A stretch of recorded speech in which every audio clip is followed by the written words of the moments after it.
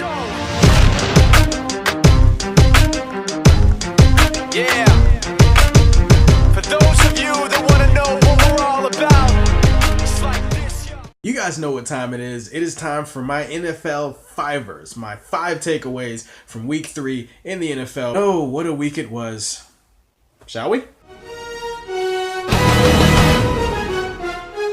Alright, one of the things I noticed, Cowboys 31, Bears 17. Well, let's not talk about the Bears. We know they suck. We know the Bears are horrible. They're trash. They're garbage. They're pathetic. The Cowboys. Now, this is 2 straight wins following a disappointing loss at home to start the season against the Giants. The one thing that stood out to me in week 3 and something that I'm going to have to start paying attention to, Dak Prescott. He played well in preseason. I was just kind of like, okay, he's fine. And then the first 2 weeks of the season, I thought, yeah, he's playing okay. He's not turning the ball over. He hasn't thrown a touchdown yet. In this game, 19 of 24, 248, threw his first touchdown, ran for another touchdown, and it's hard not to be impressed by Dak Prescott and the impact that he's having on that team. He's poised. He's making big throws. Again, I know it's the Bears, but dude's been balling, and at this point, it might be time for the Cowboys to seriously consider whether or not he should stay the starter when Tony Romo comes back. If they don't at least think about it or consider it, then they're fucking idiots. Looks like a guy that's been playing for years instead of the few months or whatever that he's been in the NFL. Cowboys,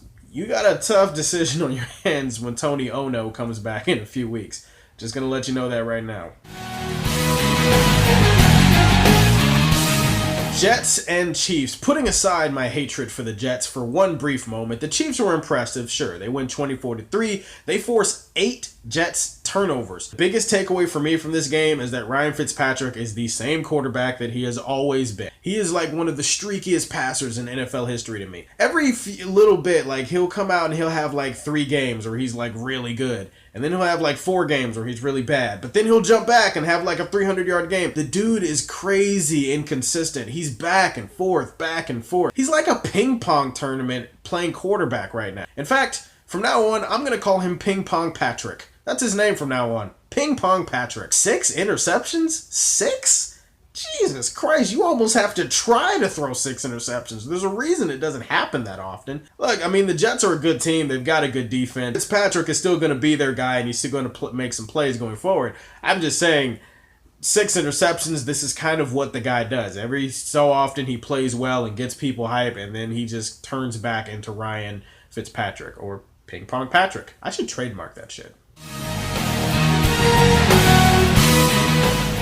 Another thing that stood out to me, the Minnesota Vikings 22-10. I did not expect the Carolina Panthers to lose at home and only score 10 points to that team. You know what I took away from this game?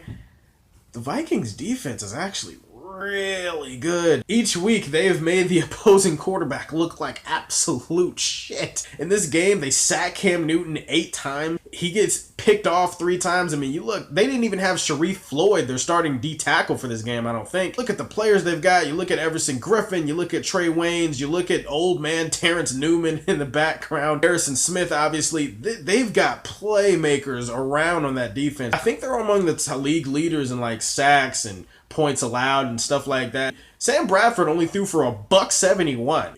You could use $171 basically to ride the bus in Indiana.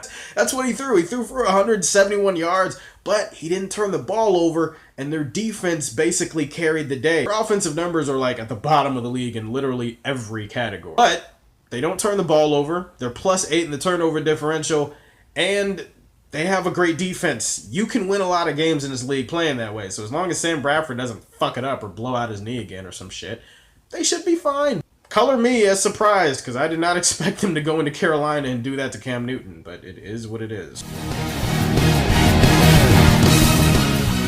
Cardinals and Bills, this was my other takeaway from week 3. Okay, first of all, fuck the Bills. I hate the Bills. I'm not going to talk about the Bills. Who cares? They won. Big deal. Fuck the Bills. The Cardinals, 1-2, not exactly the start that you would expect for a team that everybody is picking to go to the Super Bowl. The thing that stood out to me in week 3, and it's the thing that I've been noticing about the Cardinals all season, so they might just be a one-dimensional team. They need to shake this notion that they're a one-trick pony. It seems like, okay, they go for the big play and they gotta go for the big play, but if they don't get the big play, are they patient enough as an offense to work the ball down the field and score points? I don't know. I mean, in this game, Carson Palmer's making mistakes. They get off to a terrible start, and they're basically out of the game before you can even say when. They go for the big play a lot. They really do love to push that ball down the field. I get it. It's Bruce Arians. It's his signature. Duh. But at the same time, you sometimes have to take what the defense is giving you, and I just don't know if they're patient enough as an offense to work the ball down the field and score points that way. I mean, it seems like if they're not getting the big play, they're more prone to mistakes, and when they make mistakes,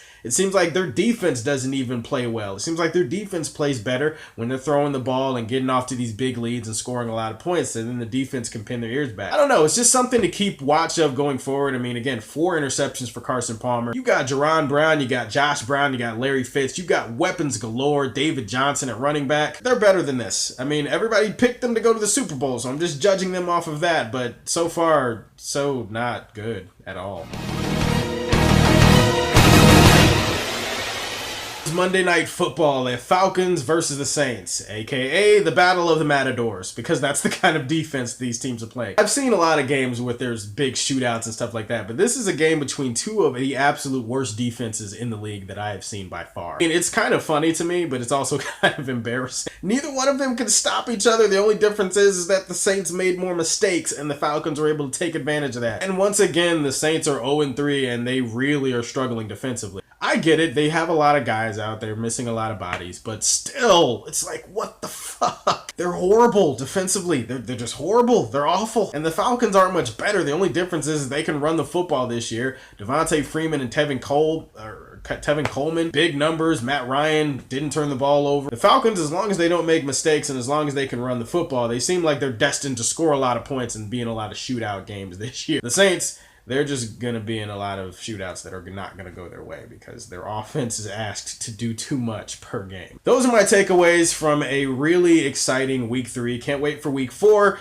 Can't wait to do a video on week 4. I'm sure it's going to be just as action-packed as week 3. Before I go, I wanted to give a special shout out and acknowledgement of the deaths that we had over the weekend in the sports world. Arnold Palmer, the legend, the icon, one of the greatest golfers and one of the biggest names in sports history, passed away at the age of 87. And Jose Fernandez, the superstar from the Miami Marlins, he also passed away at the very young age of 24. And I just wanted to take some time out to acknowledge their death. No music at the end of this video. Just want to do a little moment of silence and acknowledge them. Thank you guys. That is my NFL Fivers, and I will see you guys next week. If you like what you see, tell me how you feel and stay tuned to hear more from the Man of Steel.